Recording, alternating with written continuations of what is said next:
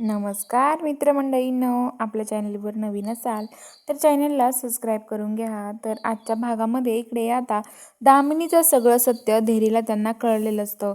दामिनीने काय केलं आहे ते आता बघूया. नक्की काय घडलं हे बघायला व्हिडिओ शेवटपर्यंत बघत राहा.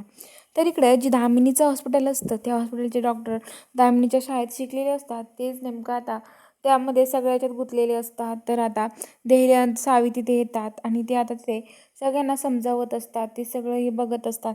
काय करायचं त्यांना कळत नसतं. तर इकडं सावीच्या बाबाला हे सगळं माहिती असतं की हे सगळ्या पाठीमागे मुजुमदारांचा हात आहे. तर इकडे आता धैर्य तिथे येतो. तो डॉक्टरांना खूप ओरडतो, तुमच्यामुळे हे सगळं झालं आहे, तुम्हाला कळत नाही का?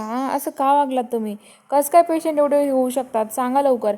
तर ते म्हणतात की तुम्हाला एक सांगू का, आम्ही काही नाही केलेलं. हे पेशंटचे नातेवाईक जे आहेत ना, नातेवाईकांना त्यांना बळजबरी दुसरं काही खायला दिलं आहे आणि त्या खाल्ल्यामुळे यांना सगळं हे असं झालं आहे असं म्हणतात. तर ते म्हणतात की खोटं बोलू नका तुम्ही, आम्हाला आतमध्ये जाऊ द्या, असं धैर्य म्हणत असतो आणि अर्धांना लुटून आतमध्ये जायला लागत असतो.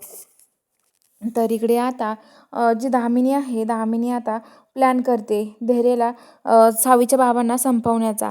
आणि इकडे आता जो भास्कर आहे, भास्करला हे सगळं माहिती असतं. ती फोन करून सांगते आणि दामिनी आता गाडी घेऊन घरून निघते. सावीचे बाबा रोडनी पायी चाललेले असतात आणि आता सावीचे बाबा सावीला फोन करतात. सावीकडे देवासमोर हात जोडून पूजा करत असते. सावी म्हणते, बोला ना बाबा, काय झालंय? तर आता लगेच ती म्हणतात की हे बघ सावी, मला ज्यांनी मारायचा प्रयत्न केलाय ना, तो आता माझ्यासोबत आहे, मला माहीत झालंय कोण आहे ते. तर सावी म्हणते, ठीक आहे बाबा, काळजी करू नका, मी आले तिकडे. आणि फोन बंद होतो. इकडे दामिनी त्या बाबांना गाडीने उडवून देते.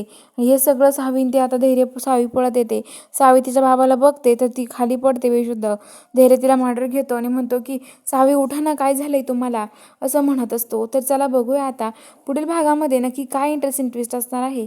बघायला चॅनलला सबस्क्राईब करा.